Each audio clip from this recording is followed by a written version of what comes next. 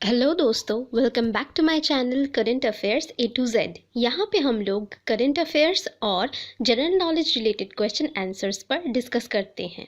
तो चलिए हम लोग आज डिस्कस करेंगे मार्च मंथ के current affairs related question answers. और इसके पहले भी मैंने March month current affair related और भी 2 वीडियोस अपने चैनल में अपलोड किया है। अगर आप लोग उस वीडियो को अब तक नहीं देखे तो जाइए, आप लोगों की आसानी के लिए मैंने नीचे डिस्क्रिप्शन बॉक्स में लिंक दे दिया है उन दोनों वीडियोस का। और मैंने अपने चैनल में और भी बहुत सारे current affairs related question answers के वीडियो अपलोड किया है, उसका भी लिंक मैं नीचे डिस्क्रिप्शन बॉक्स में दे दूंगी। आप लोग चाहे तो जाके उस वीडियोस को चेकआउट कर सकते हैं। तो चलिए इंट्रो को और ना लंबा करते हुए हम चलते हैं वीडियो की तरफ। The first question is Who inaugurated an orientation program for new elected members of राज्य सभा 2021? 2021 के राज्य सभा के नए जो चुने गए मेंबर्स हैं या फिर सदस्य हैं, उनके लिए किन्होंने नए ओरिएंटेशन प्रोग्राम का उद्घाटन किया है? इसका आंसर है vice president M Venkaiah Naidu. इसके साथ नोट्स कुछ इस तरह से हैं। As per an official release, Vice President Naidu concealed the members on their conduct both within and outside the House while inaugurating a 2-day orientation program for the newly elected members of राज्य सभा। 2021 में जो राज्य सभा के नए चुने गए मेंबर्स हैं, उनके लिए वाइस प्रेसिडेंट वेंकैया नायडू ने एक 2 दिन तक चलने वाले ओरिएंटेशन प्रोग्राम में अपने आभ्यंतरीण और बाहरी आचार विधियों को संभलने के लिए एक कॉन्डक्ट बनाया है या फिर एक रूल बताया है। The second question is which country conducted first military exercise in space? कौन से देश को हम लोगों ने हाल ही में एक स्पेस में होने वाली मिलिट्री एक्सरसाइज को नेतृत्व देते हुए देखे? इसका आंसर है फ्रांस। इसके साथ नोट्स कुछ इस तरह से हैं। Germany, Italy and the US are participating in the AsterX space war game at France's National Space Agency CNES in Toulouse, the first such exercise in France और in Europe. इसका मतलब Europe में या फिर France में होने वाली ये पहली ऐसी एक्सरसाइज है। फ्रांस की टूल हाउस में सीट नेशनल स्पेस एजेंसी मतलब CNES में चल रहे इस AsterX space war game में जर्मनी, इटली और US ने भी भाग लिया था। The president of France is Emmanuel Macron, the currency of France is franc and the capital of France is Paris. The third question is who built the most powerful computer Fugaku recently? दुनिया की सबसे ताकतवर computer Fugaku को किन्होंने बनाया है? इसका answer है Japan. इसके साथ नोट्स कुछ इस तरह से हैं। Japanese scientific research institute RIKEN and Fujitsu began development 6 years ago with an aim to make the device core of Japan's computing infrastructure. Japan की कंप्यूटर इंफ्रास्ट्रक्चर के लिए एक कोर डिवाइस बनाने के लक्ष्य से 6 साल पहले जापानी साइंटिफिक रिसर्च इंस्टीट्यूट RIKEN ने और फिजित्सु ने एक डेवलपमेंट स्टार्ट किया था।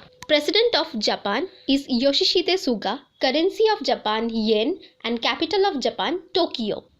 The fourth question is which Scorpion class submarine launched into service recently? कौन से Scorpion class submarine का हाल ही में लॉन्च हुआ है? इसका आंसर है INS Karanj.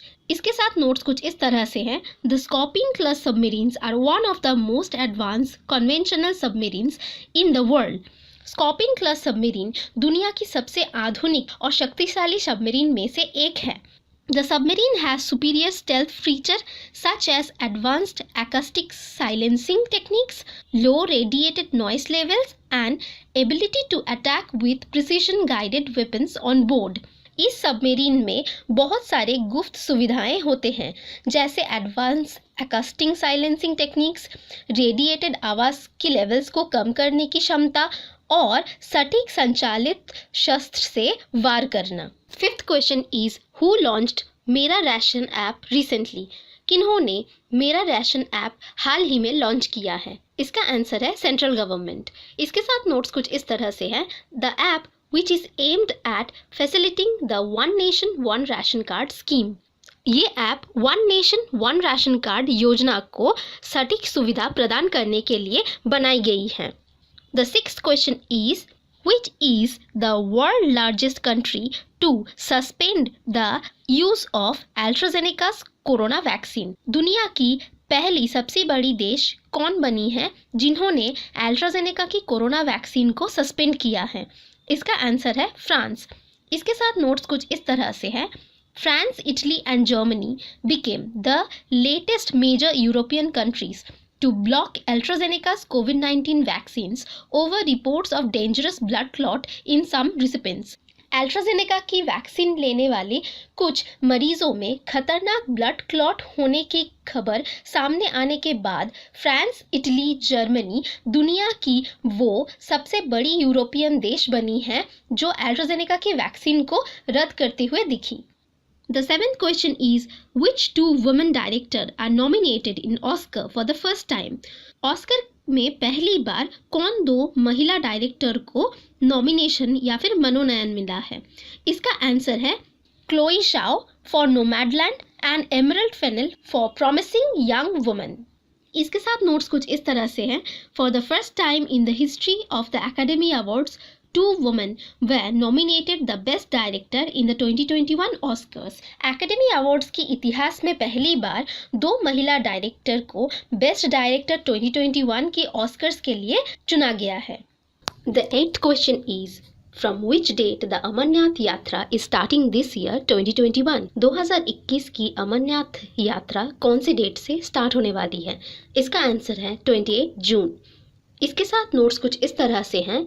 Its registration will start from 1st April. इसकी रजिस्ट्रेशन 1 अप्रैल से शुरू हो जाएगी। One of the highlights of this year's यात्रा would be the introduction of free of cost battery car service up and down of the 2.75 kilometer long Bethel to Domel stretch.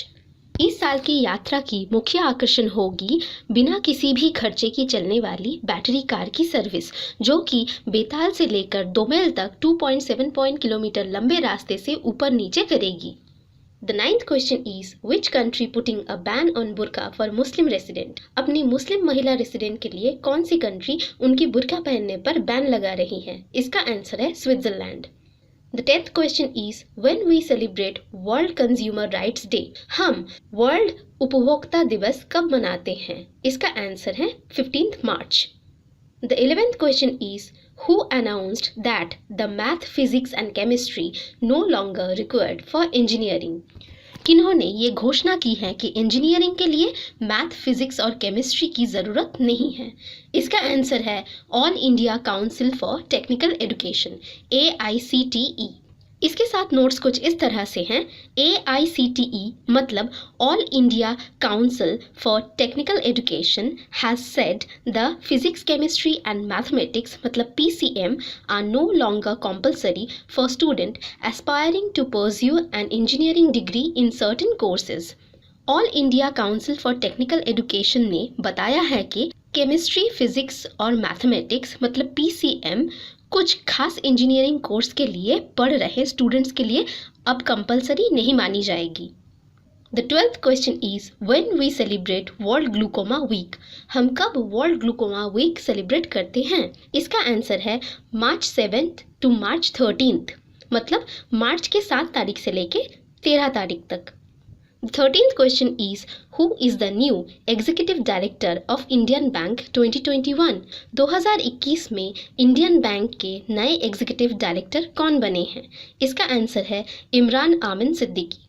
इसके साथ notes कुछ इस तरह से हैं।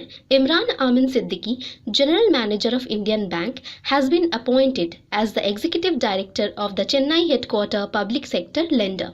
इमरान आमिन सिद्दीकी जो कि जनरल मैनेजर थे, उनको Chennai headquarter public sector lender का एग्जीक्यूटिव डायरेक्टर बना दिया गया है। The 14th question is, who is the first woman swordsman to get Olympic ticket? कौन सी पहली भारतीय तलवारबाज को ओलंपिक का टिकट मिला है? इसका आंसर है CA भवानी देवी। इसके साथ नोट्स कुछ इस तरह से हैं। CA Bhavani Devi of Tamil Nadu has become the first Indian swordsman to qualify for these games by securing tickets for the Tokyo Olympics to be held this year. Tamil Nadu की सीए भवानी देवी वो पहले भारतीय तलवारबाज हैं जिन्होंने इस साल टोक्यो ओलंपिक्स की टिकट हासिल करने वाली सभी गेम्स में क्वालिफाई कर चुकी हैं।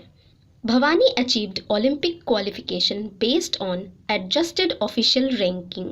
एडजस्टेड ऑफिशियल रैंकिंग पर निर्भर करके भवानी ने ओलंपिक्स का क्वालिफिकेशन हासिल किया है।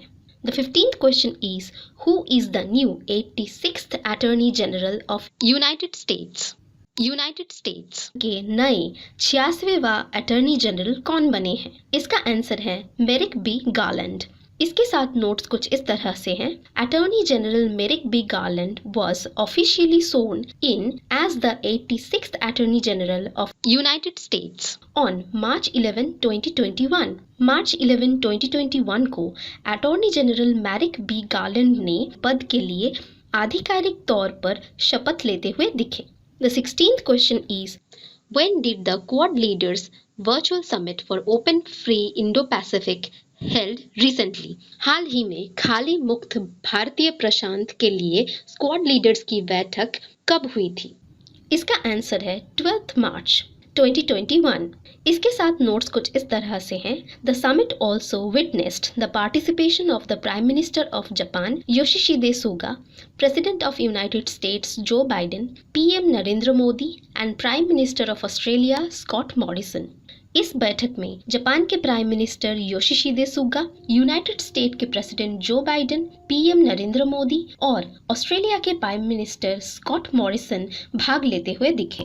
17th question is, when we celebrate World Speech Day? हम वर्ल्ड स्पीच डे कब मनाते हैं? इसका आंसर है 15 मार्च। The 18th question is, which state has organized 3 days of Kala Namak Rice Festival 2021? कौन से राज्य ने 3 दिन तक चलने वाली काला नमक राइस उत्सव 2021 का आयोजन किया है? इसका आंसर है उत्तर प्रदेश। इसके साथ नोट्स कुछ इस तरह से हैं। After the success of strawberry and jaggery महोत्सव, Yogi inaugurates Kala Namak Rice Festival, Lucknow, March 13, elucidating his vision of making the Kala Namak variety of rice internationally renowned। Strawberry और गुड़ महोत्सव के सफलता के बाद अब 13 मार्च को लखनऊ में योगी काला नमक राइस उत्सव का उद्घाटन करते हुए दिखे।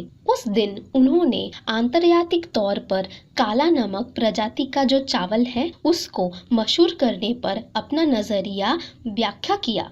19th question is, which state information commission penalizes its 5 officials for negligence? मतलब कौन से राज्य के सूचना आयोग ने अपने 5 ऑफिशियल को लापरवाही के लिए सजा सुनाई है? इसका आंसर है राजस्थान। इसके साथ नोट्स कुछ इस तरह से हैं। The Rajasthan state information commission has adopted a tough stance against government officials showing negligence in providing information under the Right to Information RTI act.